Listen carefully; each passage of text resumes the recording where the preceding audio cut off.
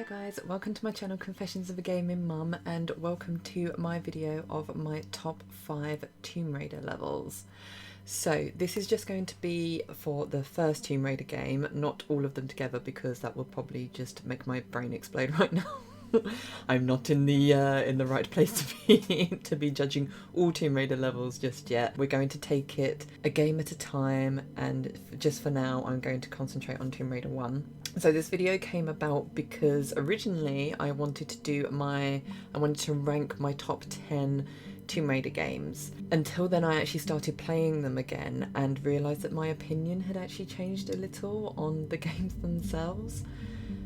Maybe not on Tomb Raider 3. But anyway. So hopefully I can make this into a series where basically I'm just going to go through my top 5 levels for each of the games as I'm playing them. Obviously if you watch me on Twitch you'll know that I'm slowly making my way through all the games right now. Currently I'm on Tomb Raider 3 South Pacific levels, so I'm really looking forward to the fact that very soon I will actually be able to do one of my favourite games, well my top 2 favourite Tomb Raider games, which is Tomb Raider 4 Last Revelation. So since I've been refreshing my memory on not just Tomb Raider 1 but Tomb Raider 2 and now Tomb Raider 3, hopefully it means I can make this into a series so that I can then, after this video has gone out, I can look at my top 5 levels for Tomb Raider 2 and then Tomb Raider 3 and so on.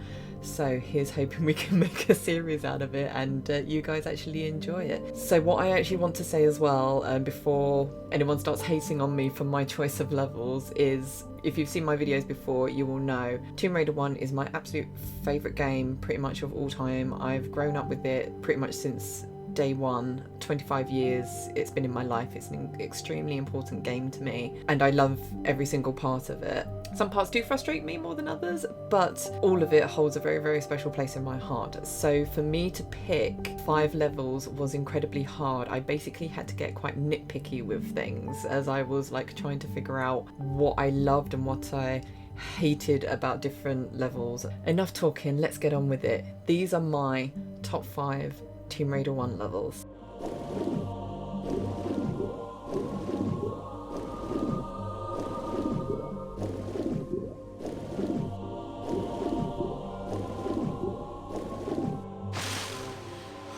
So I had to mention NATLA'S mines because this was just one of my absolute favourites growing up. Once I got past the fact that Lara didn't actually have her guns with her weapons, so she wasn't able to protect herself. But I realised that there was actually no real enemies when you didn't have the guns. I kind of then was a bit more confident in actually exploring the level and just finding out, like just having fun exploring and doing loads of platforming, swimming, solving all the different puzzles and different things like that. And I think to me that's what really, whenever I think of NATLA'S mines, what sums it up for me is just puzzles, because that's what it just feels like to me. You're not being bombarded with enemies, you're not sort of getting stuck with different traps all the time. I mean obviously there are traps because there's plenty of boulders in this level and also we get introduced to lava, but it's basically almost like a dangerous version of Lara's Manor in terms of you're just jumping around, solving puzzles, flicking switches, collecting things until you get your guns, and obviously then at the end of the level you get to go in all guns blazing and killing off NATLA'S goons as you go. But at the beginning of the level I just absolutely loved it because it was just about the solving of the puzzles, the platforming, and just really exploring and getting lost and trying to figure out what you need to do, and I absolutely loved this level for that. And I think also reason why it's still quite an important level to me is because it is probably the one level in Atlantis where I didn't feel like I was going to have a massive anxiety attack with, like, every time I reached a corridor, especially because I grew up playing this on PlayStation 1 and you could only save whenever you found a save crystal. Now it's fine because I play it on PC and I can save anywhere, but when you have a PS1 and you can only save at certain points, I would just be so anxious about just turning a corner and getting run over by a boulder or whatever. This was that first sort of introduction, especially after Egypt, because Egypt I think was quite a step up in terms of difficulty compared to Peru and Greece. So this kind of felt like it was going back to that easiness kind of, except obviously like I said you still had not the introduction of boulder traps but the introduction of lava that you have in the Atlantis levels, and yeah, still having the boulders, because I don't think there are any in Egypt. There aren't, are there? I don't think so.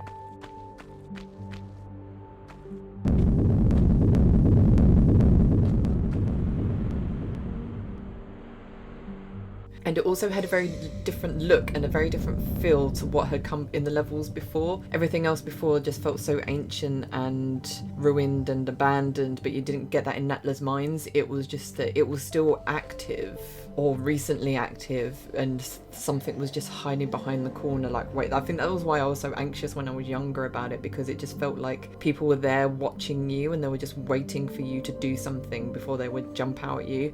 You didn't really have that in the levels before. In the levels before, it was just like the random appearance of like Larson or Pierre and like a few monkeys and lions and stuff. But and obviously in Egypt you had the mummies. But yeah, for this it just felt like you had that more sinister, more intelligent evil, like someone was literally watching you, waiting to see what your next move was. And I think that really sort of helped make me feel a lot more like on the edge of my seat with NATLA'S Mines. And I think that's why, yeah, it always just sticks out for me whenever I think of Tomb Raider 1 and my favourite levels.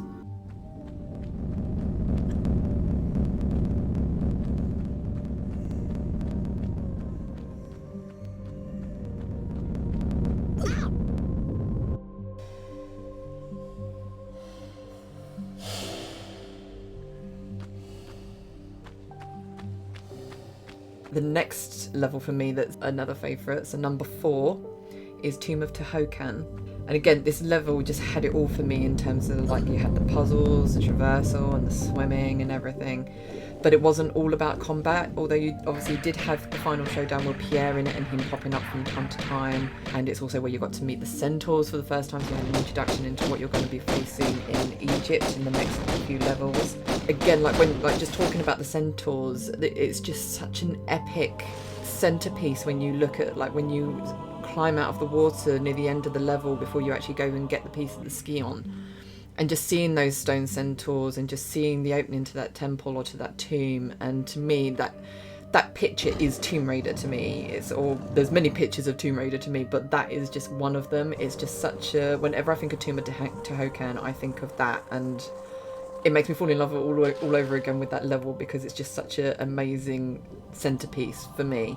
I just think that's why Greece is probably one of my favourite sections in the game, because it just felt that little bit more laid back, so to speak, rather than when you like sort of jump into the difficulty with Egypt and with Atlantis and Peru. It just felt like you were kind of like the enemies were on top of you. You don't really feel that in Greece. So you're solving puzzles, and on occasion you will get the like animals jumping out at you and like Pierre coming after you and different things like that. But it felt like that was more like a filler, just filling that empty space that you might have in a corridor, so to speak, rather than when you're trying to solve a puzzle or trying to do something, like just trying to concentrate on something else. So you still had that laid back feeling of just being able to solve the puzzles and get to the next point, while also just being rewarded constantly just by the like beautiful aesthetic of these levels, and just how just gorgeous they were in terms of the level design and just how epic in scale they were. I mean, I'm generalizing here, but that's whenever I think of Tomb of TIHOCAN, I just think of Greece and the general feel I get from that section. So yeah, that is why Tomb of TIHOCAN is at my number 4.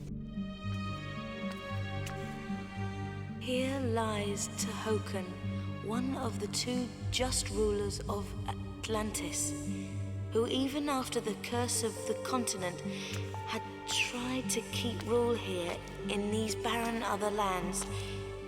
He died without child, and his knowledge has no heritage. Look over us kindly, TIHOCAN.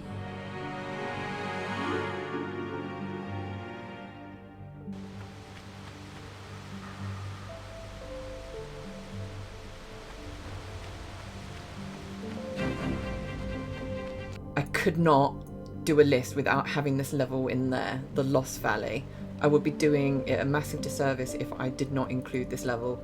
I remember specifically visiting a friend's. I would have been about 11 years old, went to her house, and I was watching her brother play this new computer game, and it had not only a female lead character, but she was killing dinosaurs. And me at the time, I absolutely loved I was obsessed with dinosaurs. I absolutely loved the subject. I wanted to be a paleontologist. It was because of Lara I went on to become an archaeologist, but the point still stands in terms of that was my introduction to Tomb Raider, and I just thought this was the coolest thing ever, playing this kick-ass brunette, because at the time when I was 11 years old, when you were sort of shown, or when people talked about attractive women, it was always the sort of buxom blonde running around like in a bikini sort of thing. Like, I didn't really pay much attention to that sort of thing when I was younger, but that's sort of what I already had in my mind in terms of I couldn't be seen as attractive because I had brown hair, not blonde hair. It was just like this sort of thing I just accepted. So the fact that there was this gorgeous woman that was running around being completely badass, and she was brunette, she did gymnastics like I did at the time, so yeah, it was just absolutely fantastic for me to see this. The rest, as they say, is history in terms of my parents got it for me for the PlayStation, and I was absolutely hooked. I spent hours exploring the valley, looking for its secrets, learning to dive off the giant waterfall. That was a massive point for me. I can still even remember doing a dive for the first time, learning how to do it because it wasn't in the manual or anything, and yeah, it was just absolutely fantastic for me. That was my childhood. That level just encapsulates everything about my childhood. Just dinosaurs, learning the ropes of like how to swim, how to climb different platforms and not die, looking for secrets, just exploring that level, just this massive open space, and just being able to find all these different things. I just absolutely loved it. And the music as well, the atmosphere in this level was just second to none for me. Absolutely adore it. And this level will always just remain so dear in my heart because of the memories I have of it.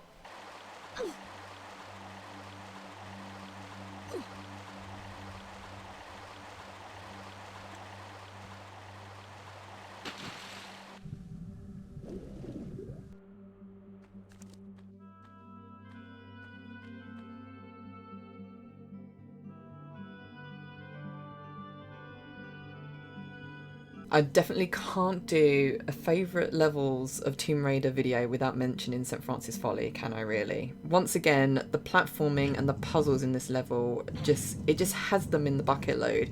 Not only do you have that feeling of grandeur and epic scale when you first walk into the room with this just huge platform, this tower in the middle, but you're constantly reminded of just how huge this thing is, just basically every time you take a wrong step and you like plunge Lara to her death. You also have like just all these different rooms with the different puzzles, and it's just such a fantastic way of doing it. Again, it's not all about the enemies and how many enemies you have to kill. You have the odd gorilla or the odd lion. Pierre comes in to say hi and shoot you in the face a couple of times. To me, it's just, like I said at the beginning, it's the laid-back feeling of Greece where you can just take your time to work out these puzzles, die a few times, work out your mistakes and not feel rushed or that you're under pressure or that you're being watched and something's going to jump out as soon as you solve something. Yeah, it's just a fun level.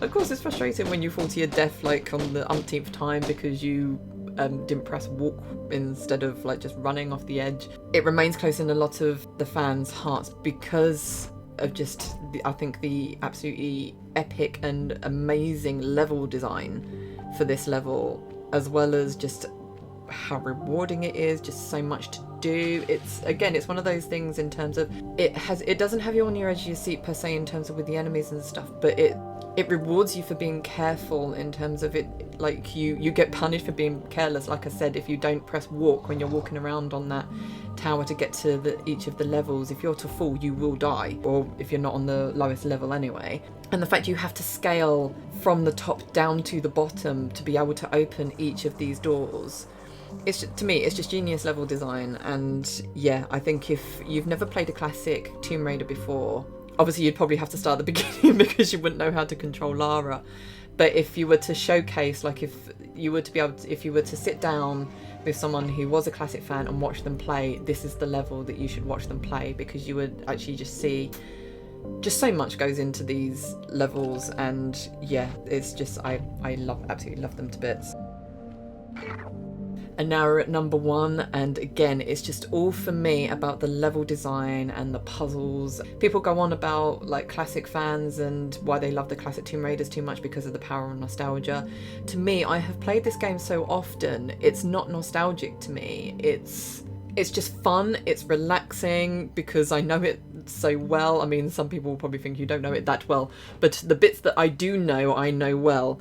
Gaming is about escapism and about getting away from the anxiety that I feel in everyday life. And with these levels that I've picked out, that's what I feel. I don't get anxious when I'm playing them. I hate playing a game and feeling anxious. So when I'm running around in Palace Midas,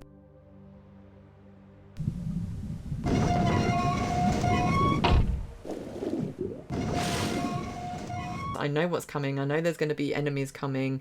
I know when there's a puzzle where I'm going to need to think on my feet in terms of making sure I don't I'm not set on fire and I don't even get impaled on spikes. It just has that huge feel. I mean, you have that epic, and like I said, you have the epicness and the grandeur in St. Francis Folly, but Palace Midas is just absolutely massive. It's just countless rooms that you have to go in, and they're all intertwined, and it's just knowing where you need to go and what you need to do in each of those rooms. And it just feels like it could really go on forever. Like you complete one puzzle and you're led through all these countless other rooms that you have to negate, whether it's to flick a switch or to kill a bunch of lions and like different things like that. And it just feels like it could just go on forever. And also you just have all the platforming and everything. And even though it is just such a massive level, and like I said, there's not a lot of enemies that are jumping on you whenever you're trying to solve a puzzle or a trap. They're kind of in like the fillers between, like when you're first entering into a room or walking down a corridor sort of thing. So it doesn't feel like in Palace Midas there is ever a dull moment, which I think is fantastic. I think when they look at classic Tomb Raider and they just think it does look boring because it's not action-packed, but it doesn't need to be action-packed because you're thinking about what your next step needs to be. Like I said, if you're not trying to solve a puzzle, you're having to kill the next enemy, or you're trying to figure out where you need to go in order to flick the next switch or to find the next bar to turn into gold and different things like that. And of course, you can't talk about Palace Midas without mentioning the iconic death scene.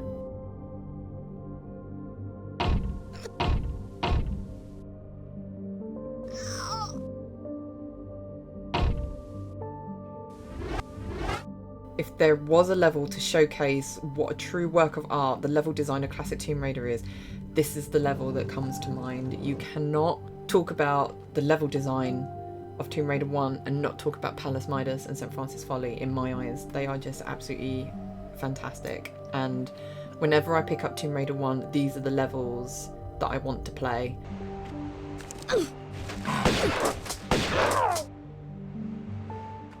So there you have it. Those are my top 5 Tomb Raider 1 levels. What did you think? Do you agree with me? Disagree? Which ones do you prefer? Which ones do you think I should have been in my list? Tell me what your 5 favourite ones are. I'd love to hear from you. Love to know what you think of the 5 levels that I did mention, in terms of what was your best parts of them, what do you hate about them, just anything like that. I just want to hear your comments. Put your comments down below. I'd love to get up a discussion with you guys and find out. So yeah, hope you enjoyed that video. Hopefully we can make it into a series. So if you did enjoy it, please leave a like, because that really helps the channel out. Subscribe if you haven't already. You can also follow me on social media. All the links will be down below. You can also join my Discord. I've got a Discord. The link will be down below as well there. So it'll be good to see you on there. And on that note, I'll say love you guys, and I shall see you on the next video. Bye.